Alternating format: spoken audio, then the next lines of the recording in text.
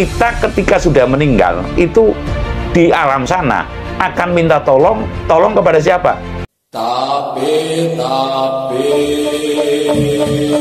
ulur salamulyo atur bagya wisuka nusantara.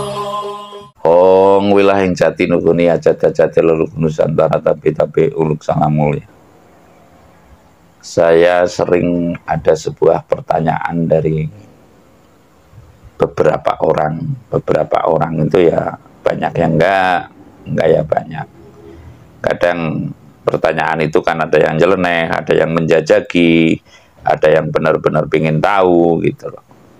Kenapa sih kok saya sering siarah ke sana kemari, kadang sering sowan ke guru, ya guru tuduh saya yang masih sugeng, masih wujud, dan guru yang sudah sumare seperti Ki Dalang Haji Suwarjono, itu guru tuduh saya dulu dalam pedalangan, Haji Alip Suwarjono, lalu ke beberapa tempat lainnya nggak perlu saya sebutkan, bahwasanya apa sih pentingnya gitu, ada yang nyeloteh, ada yang menjajaki dan sebagainya, itu bagi saya nggak ada pengaruhnya gitu. Artinya saya pikir, namun saya pikir, saya akan menyimpulkan bahwasanya semua itu kan intinya apakah syafaat, barokah, restu, sekali lagi saya mengatakan syafaat, barokah, restu dari para sepuh, para leluhur, bahkan para nabi, rasul, para terdahulu kita itu diperlukan, dan apakah ada gunanya.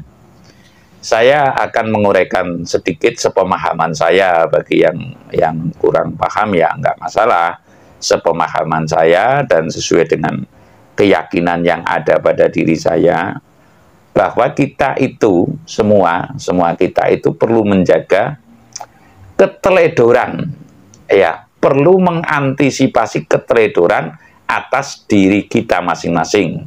Contoh diantaranya, ada orang yang tatkala kecil itu ibadahnya luar biasa, namun ketika akan meninggal dia itu murtad. Kan ada sebagian kisah yang demikian. Lalu ada pula yang tatkala kecil itu ngawur, tatkala tua itu menjadi ustadz umpamanya atau alim taruhlah. Lah, dalam hal ini saya itu menguraikan tidaklah itu si alim, tidaklah itu si murtad dan sebagainya, manakala kita nanti telah kembali, telah sudah tidak ada di dunia ini, niscaya yang diperlukan itu adalah syafaat atau barokah atau restunya para leluhur. Kita ketika sudah meninggal itu di alam sana akan minta tolong kepada siapa? Jadi yang semaksud saya, setidaknya kalaupun murtad sejauh mungkin sudah punya pedoman, minimal kita pernah peduli kepada keimanan dan melaju ke jalan Allah dengan mempercayai adanya Tuhan Yang Maha Esa atau Tuhan atau Allah, terserah dalam menyebutnya, atau Yang Widi, dan lalu kita telah merana kepada jalan Allah. Lah, inilah yang menyebabkan pertolongan kita di alam setelah hidup di alam dunia ini gitu loh. Alam hidup setelah di alam dunia ini. Lah, bagi yang meyakini, kalaupun yang tidak meyakini tidak masalah, itu hak masing-masing. Artinya saya menguraikan di sini bahwasanya betapa pentingnya syafaat, barokah dan restu para leluhur kita. Ibarat saya meyakini itu adalah sebuah perahu. Sebuah perahu sebagai titian kita, ya, barokahnya guru, barokahnya para leluhur, restunya para leluhur, lalu kita nantinya setelah mati hanya itu untuk mengantisipasi manakala kita tidak bisa menyempurnakan diri kita sendiri. Sekali lagi, manakala kita tidak bisa menyempurnakan diri kita sendiri, artinya sempurna dalam hidup dan sempurna dalam mati. Maksudnya mengantisipasi manakala kita tidak bisa sempurna dalam hidup, Namun, manakala kita bisa sempurna dalam hidup, niscaya kita akan bisa jadi panutan kepada sanak, handai, tolan, saudara, dan bahkan, kata guru saya, bisa 7 turunan ke sana, atau bahkan 16 turunan, ya. Dan lalu, yang ke bawahnya, kita juga bisa 3 atau 7 turunan, bisa dapat barokahnya dari orang yang telah mencapai kesampurnaan.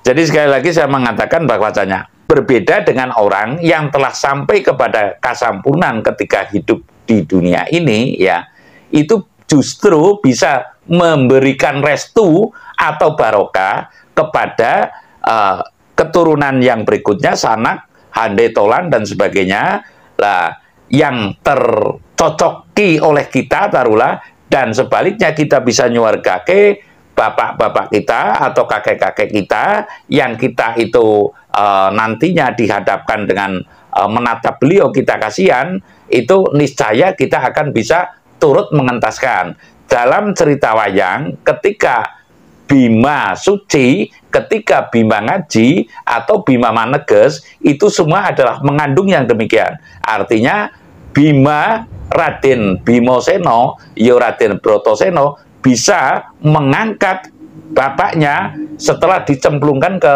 kawah Candra di Muka, atau bisa nyorgake dari kawah Candra di Muka, karena Bimoseno ini sampai kepada kesampurnaan. Sekali lagi, Bimoseno ini sampai kepada kesampurnaan. Nah, ini sebuah contoh kalau dalam istilah pewayangan. Dan begitupun kita. Sebab saya sering mengatakan bahwa ketika satu-satunya jalan kita hidup di dunia ini untuk bisa menggapai kesampurnaan. Artinya tidak ada jalan lain ya kita sampai ke surga kecuali manakala kita hidup di dunia bisa sampai kepada kasampurnaan yang urip, niscaya akan sampai kepada kasampurnaan yang pati. Namun manakala kita tidak bisa sampai ke kasampurnaan, niscaya kita sangat memerlukan syafaat, barokah, dan restunya para nabi, para rasul, dan para luhur.